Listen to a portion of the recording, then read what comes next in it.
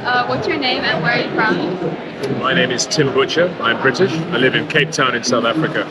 Great. So, why are you at COP and what are you looking to get out of it? I'm here as a communications person. I help institutions get their messages out. It's called strategic communications. Effectively reaching out to the press, to the mainstream media, get their message out. That's what my job is. And I'm working with 3 African countries to reach an international audience. And those countries are Gabon, Sierra Leone, and Uganda. Cool, yeah. So, why do you, or how do you start working on this? Or Just to go back to your question of what I'm hoping to get out of COP. Oh, yeah. From their point of view, they have a message to get out. Yeah. What I want to get out of COP, personally, selfishly, my job is to help them get that message out. Yeah. Of course, that's not quite the same question you're asking in terms of, are policies being changed? Is the world being made better? But in crude terms, to answer your question, my role, what I want to get out of COP is to get the messages of 3 African countries whose voices are not often heard, to get them heard. That's awesome, yeah.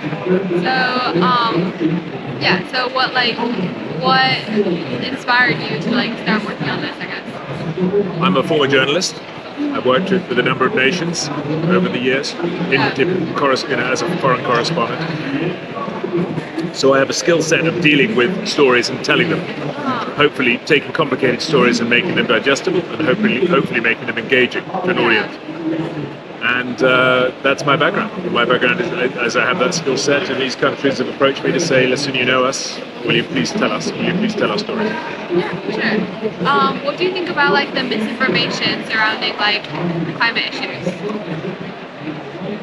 Well, I think what you're referring to is the issue of the intense debate about whether or not there is or is not a climate crisis, and there are people who argue that there is not. From my point of view, the science is utterly clear. There is no equivocation. But what saddens me is that people, for their own subjective, personal, normative value reasons, can decide to ignore science or cherry-pick science, choose to adopt certain stories and certain narratives. But the world I live in is the world that I perceive as a non-scientist, just as a person like you, just like your viewers, your listeners. I look around and I see a world with a climate problem, and to not acknowledge that, recognize that, is extraordinarily dangerous. And it also turns on its head human history. Human history is driven by science. All major developments have been driven by science, proving things that are difficult to prove, understanding things, complicated things. And science tells us quite unequivocally that the world is warming, that the warming is caused by mankind, and that if it carries on warming, then the world as we know it is going to be irrevocably changed. Yeah, sure. I agree. So, how has your experience been so far these few days? And then, what are you looking forward to the most for the next few days? It's pretty chaotic. It's so loud. It's like a blizzard in here. A blizzard, a great storm. It's very badly mapped.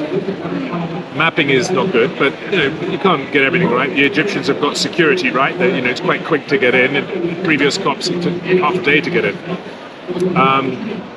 It's a difficult environment. They've got it well sorted. It's air-conditioned rooms. We're in a 27 to 28 degree environment on the edge of a desert. It's one can't complain. It's just, I guess, in that blizzard, one does worry if a clear message is going to get lost because there are so many voices all talking at the same time. That's a good point. Yeah. Okay. Thank you. Okay. Good luck. Thank you so much. Good luck.